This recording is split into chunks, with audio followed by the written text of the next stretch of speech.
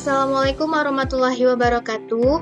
Perkenalkan, nama saya Isti Nurbadriah dengan NIM 2307016 dari program studi D4 Sistem Informasi Kota Cerdas kelas 3A.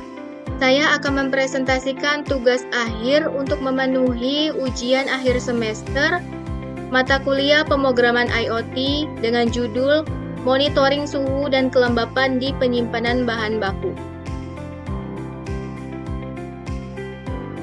Latar belakang, kondisi lingkungan seperti suhu dan kelembapan merupakan faktor penting dalam menjaga kualitas berbagai jenis bahan baku, termasuk makanan, obat-obatan, dan bahan kimia.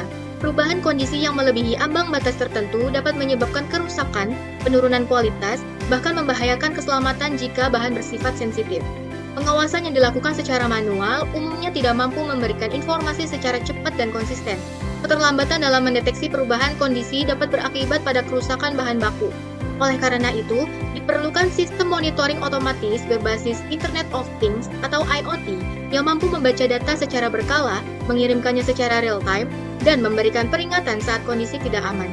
Dengan memanfaatkan ESP32, sensor DHT11, dan platform Blink, sistem monitoring ini mampu menghasilkan data yang akurat, mudah dipantau melalui smartphone, serta memberikan indikator kondisi secara langsung melalui LED dan buzzer.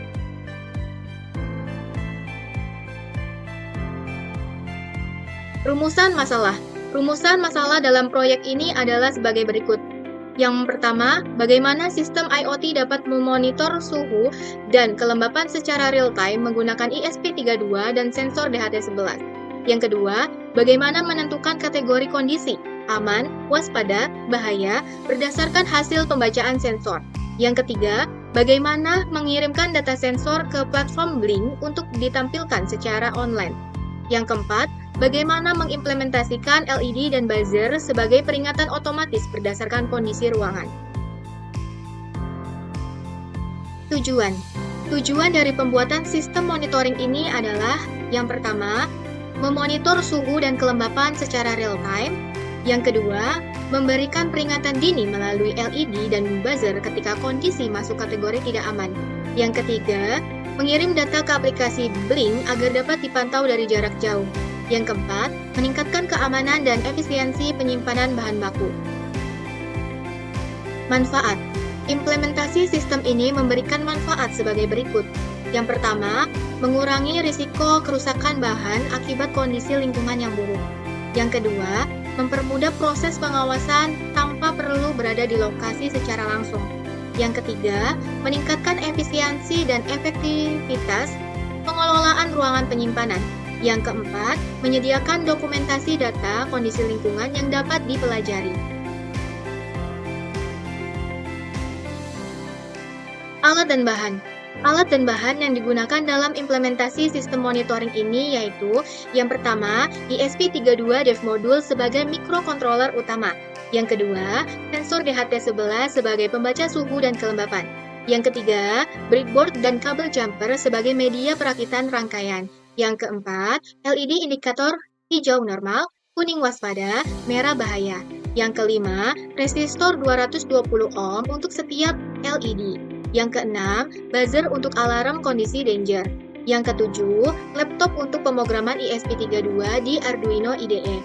Yang kedelapan, aplikasi Blink dan koneksi internet sebagai media monitoring IoT. Cara kerja sistem atau logika program. Yang pertama, pembacaan data. Sensor DHT11 membaca nilai suhu dan kelembapan setiap interval tertentu, kurang lebih 2 detik. Yang kedua, pemrosesan oleh ESP32. ESP32 menerima data dari sensor lalu melakukan analisis, membandingkan nilai suhu dengan kategori ambang batas, menentukan kondisi ruangan, normal, waspada, dan bahaya. Yang ketiga, indikator visual dan alarm. LED hijau, kondisi aman, LED kuning, suhu mulai meningkat, atau peringatan dini. LED merah dan buzzer, kondisi bahaya, atau suhu terlalu tinggi. Yang keempat, pengiriman data ke cloud. ESP32 terhubung ke internet melalui Wi-Fi, lalu mengirimkan data ke Blink Cloud melalui virtual pin F0, F1, F2, menampilkan data secara real-time pada smartphone pengguna. Yang kelima, monitoring oleh pengguna. Pengguna dapat memantau suhu, kelembapan, status ruangan, grafik perubahan suhu langsung melalui aplikasi Blink tanpa harus hadir di lokasi penyimpanan.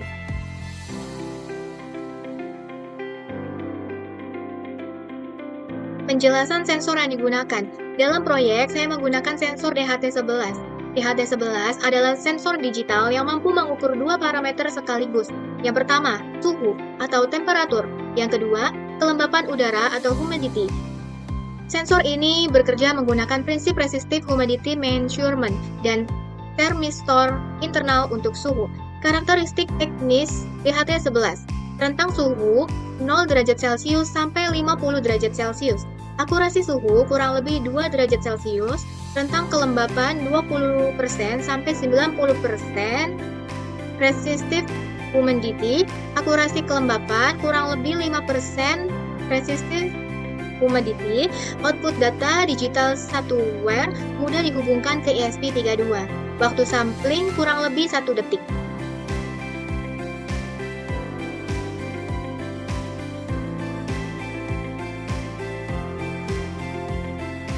Alasan penggunaan DHT11.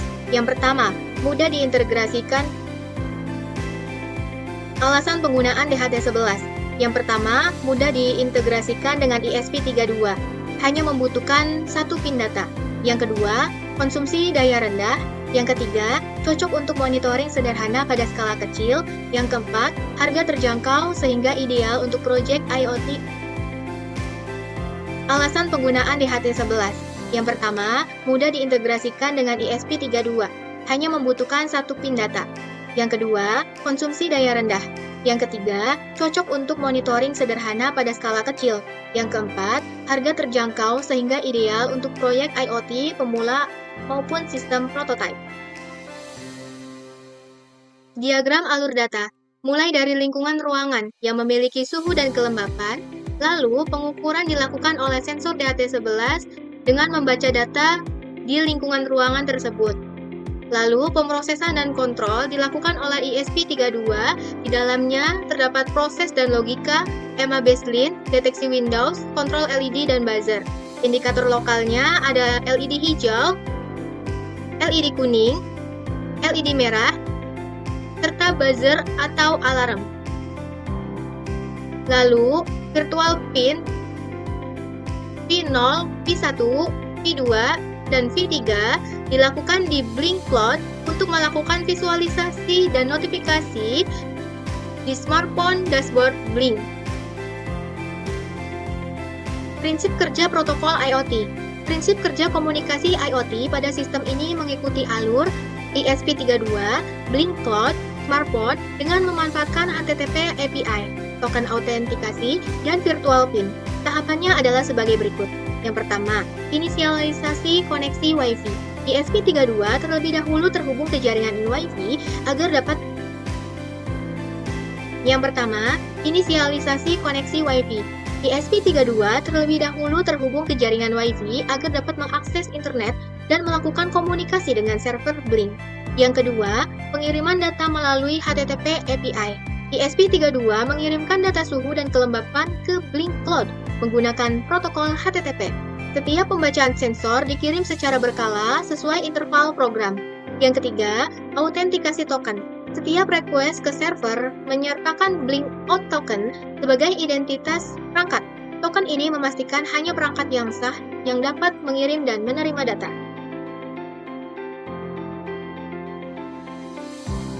Yang keempat, cloud processing.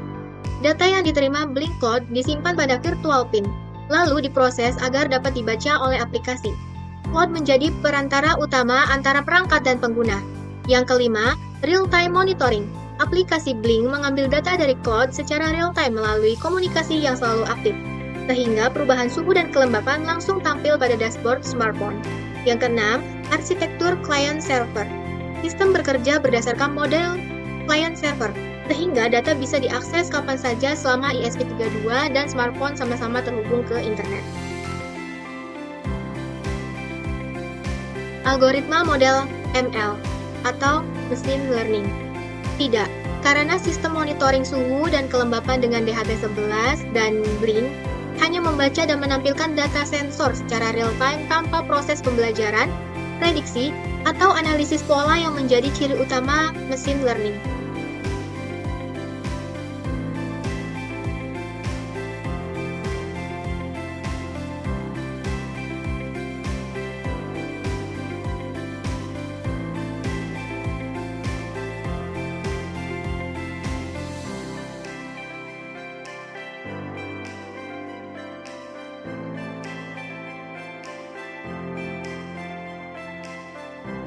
Berikut implementasi kode program yang digunakan pada proyek ini.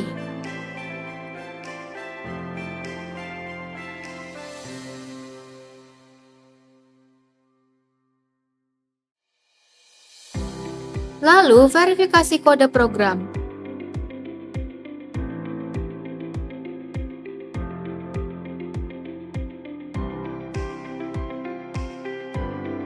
Jangan lupa start untuk mulai notifikasi di Telegram yang sudah dibuat.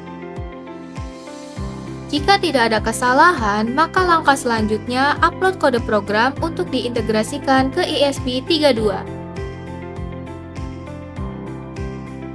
Kemudian, setelah berhasil, maka klik serial monitor dan menampilkan telah terhubung di Telegram dan Blink dengan output suhu, kelembapan, dan kategori. Ketika suhu normal, LED akan berwarna hijau dengan suhunya kurang dari 34 derajat Celcius.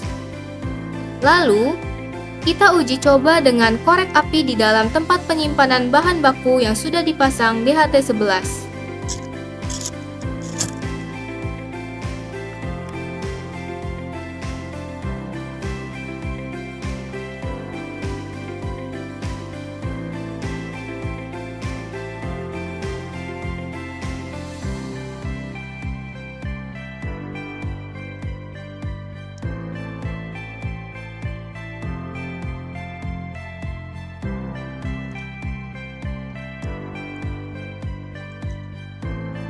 Ketika suhu waspada, LED akan berwarna kuning dengan suhunya 34 derajat Celcius sampai 38 derajat Celcius.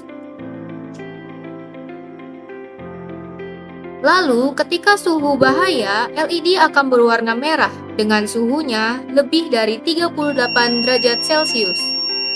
Kemudian buzzer akan bunyi. Dan Telegram mengirimkan notifikasi kepada pemilik bahwa penyimpanan bahan baku dalam keadaan bahaya. Selanjutnya, ketika tidak dalam keadaan suhu bahaya, akan kembali secara bertahap, yaitu bahaya, waspada,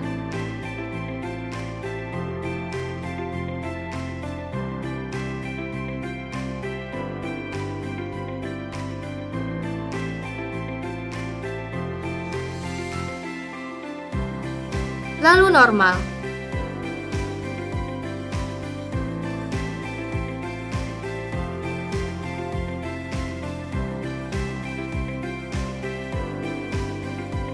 Keunggulan, sistem mampu memonitor suhu dan kelembapan secara real-time dan jarak jauh melalui aplikasi Blink, sehingga pengawasan lebih efisien dibandingkan cara manual. Menggunakan ESP32 yang sudah terintegrasi dengan Wi-Fi membuat sistem relatif sederhana dan biaya implementasi rendah. Adanya indikator LED dan buzzer memungkinkan peringatan langsung di lokasi saat kondisi masuk kategori berbahaya, tidak hanya bergantung pada aplikasi. Cocok sebagai prototipe IoT edukatif, terutama untuk pemula karena komponen mudah diperoleh dan logika sistem cukup jelas. Kekurangan, sensor DHT11 memiliki akurasi dan rentang ukur terbatas, sehingga kurang ideal untuk kebutuhan industri atau penyimpanan bahan yang sangat sensitif. Sistem hanya bersifat monitoring dan peringatan, belum mampu melakukan kontrol otomatis, misalnya menyalakan pendingin atau dehumidifier. Ketergantungan pada koneksi internet dan Blink Cloud menyebabkan sistem tidak optimal jika jaringan tidak stabil. Potensi pengembangan produk ini untuk masa depan. Yang pertama, menambahkan kontrol otomatis berbasis relay seperti kipas, AC, humidifier, sehingga sistem tidak hanya memberi peringatan tetapi juga menanggulangi kondisi berbahaya. Yang kedua, pengembangan ke arah machine learning untuk memprediksi potensi kenaikan suhu sebelum melewati ambang batas, bukan sekedar mendeteksi setelah terjadi. Yang ketiga, penerapan sistem pada skala lebih luas, seperti gudang besar, cold storage, atau fasilitas industri.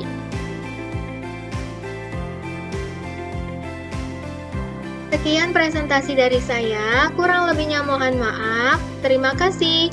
Wassalamualaikum warahmatullahi wabarakatuh.